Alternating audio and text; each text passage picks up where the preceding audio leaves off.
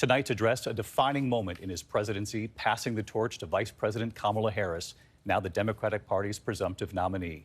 The president will signal tonight he will now fight for his vice president. Let's listen to President Biden. My fellow Americans, I'm speaking to you tonight from behind the resolute desk in the Oval Office.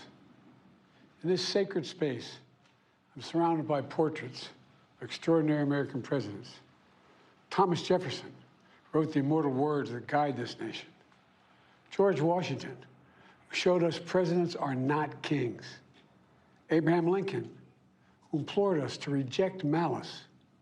Franklin Roosevelt, who inspired us to reject fear. I revere this office, but I love my country more. It's been the honor of my life to serve as your president. But in the defense of democracy, which is at stake, I think it's more important than any title. I draw strength and I find joy in working for the American people. But this sacred task of perfecting our union is not about me. It's about you, your families, your futures. It's about we, the people.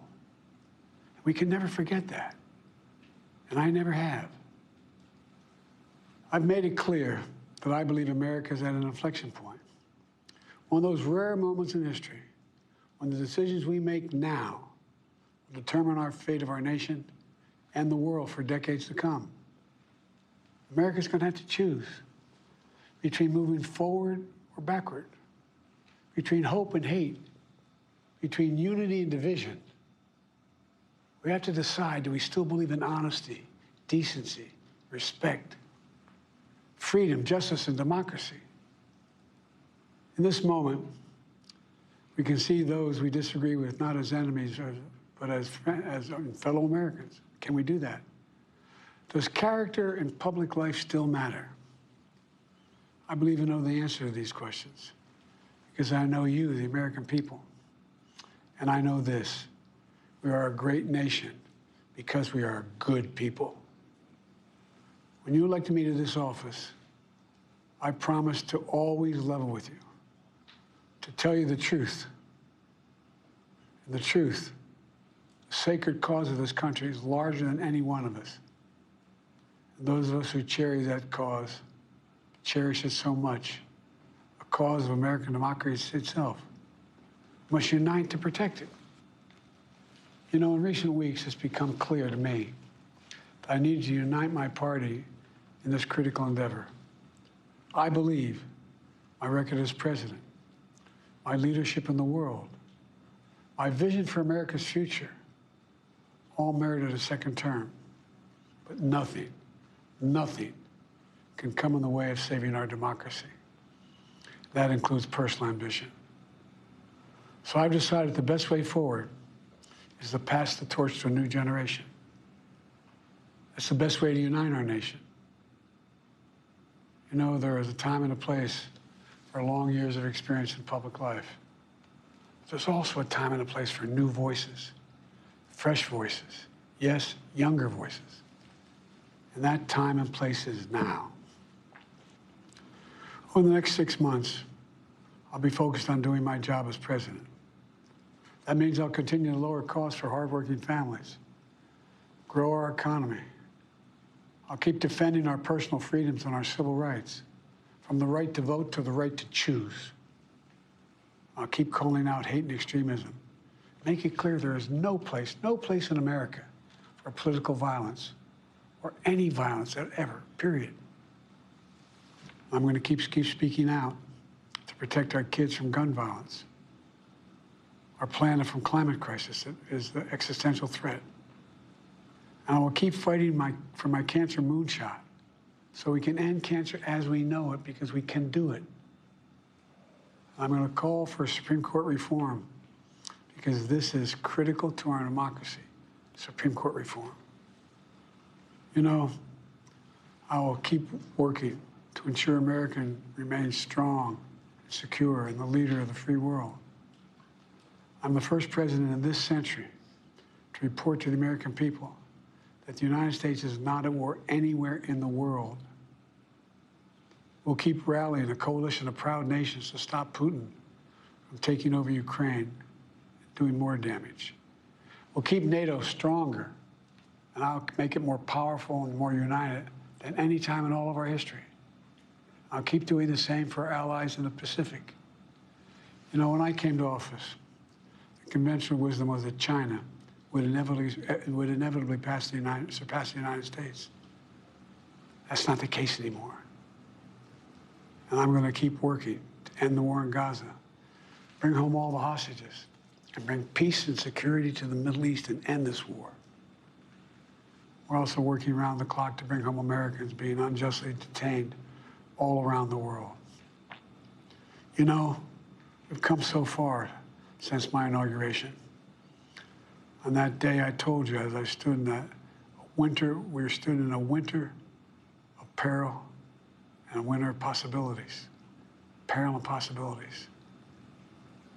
We were in the grip of the worst pandemic in the century, the worst economic crisis since the Great Depression, the worst attack on our democracy since the Civil War. We came together as Americans. We got through it. We emerged stronger, more prosperous, and more secure.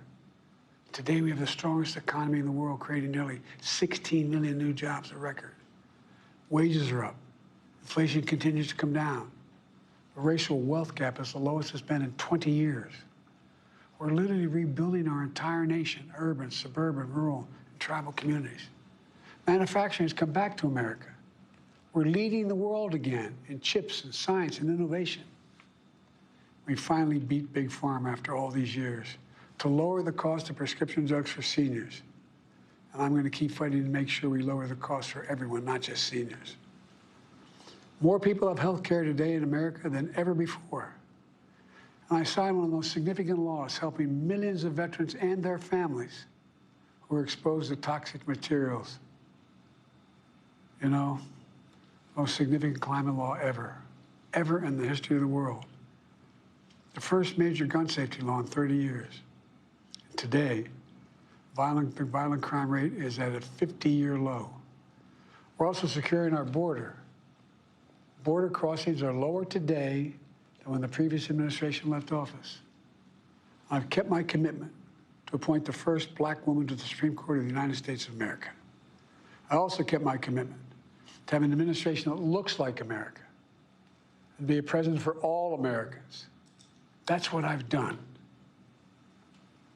I ran for president 4 years ago because I believed and still do that the soul of America was at stake. The very nature of who we are was at stake. And that's still the case. America's an idea. An idea stronger than any army, bigger than any ocean, more powerful than any dictator or tyrant. It's the most powerful idea in the history of the world. That idea is that we hold these truths to be self-evident. We're all created equal, endowed by our Creator with certain inalienable rights: life, liberty, pursuit of happiness. We've never fully lived up to it, to this sacred idea, but we've never walked away from it either. And I do not believe the American people will walk away from it now. In just a few months, the American people will choose the course of America's future. I made my choice. I've made my views known. I would like to thank our great Vice President, Kamala Harris. She's experienced, she's tough, she's capable. She's been an incredible partner to me and a leader for our country. Now the choice is up to you, the American people. When you make that choice, remember the words of Benjamin Franklin hanging on my wall here in the Oval Office, alongside the busts of Dr. King and Rosa Parks and Cesar Chavez. When Ben Franklin was asked, as he emerged from the convention going on, whether the founders have given America a monarchy or republic, Franklin's response was, a republic, if you can keep it. A republic, if you can keep it. Whether we keep our republic is now in your hands. My fellow Americans, it's been the privilege of my life to serve this nation for over 50 years. Nowhere else on earth could a kid with a stutter, from modest beginnings in Scranton, Pennsylvania, and Claymont, Delaware, one day sit behind the resolute desk in the Oval Office as President of the United States. But here I am. That's what's so special about America.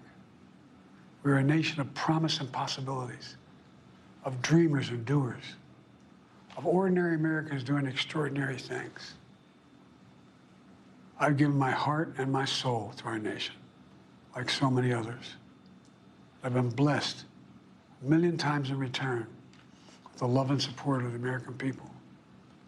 I hope you have some idea how grateful I am to all of you. The great thing about America is here, kings and dictators do not rule, the people do.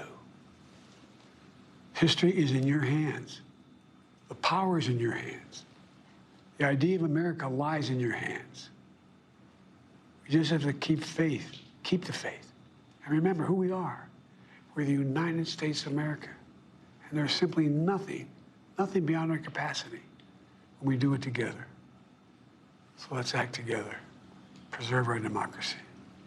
God bless you all, and may God protect our troops. Thank you.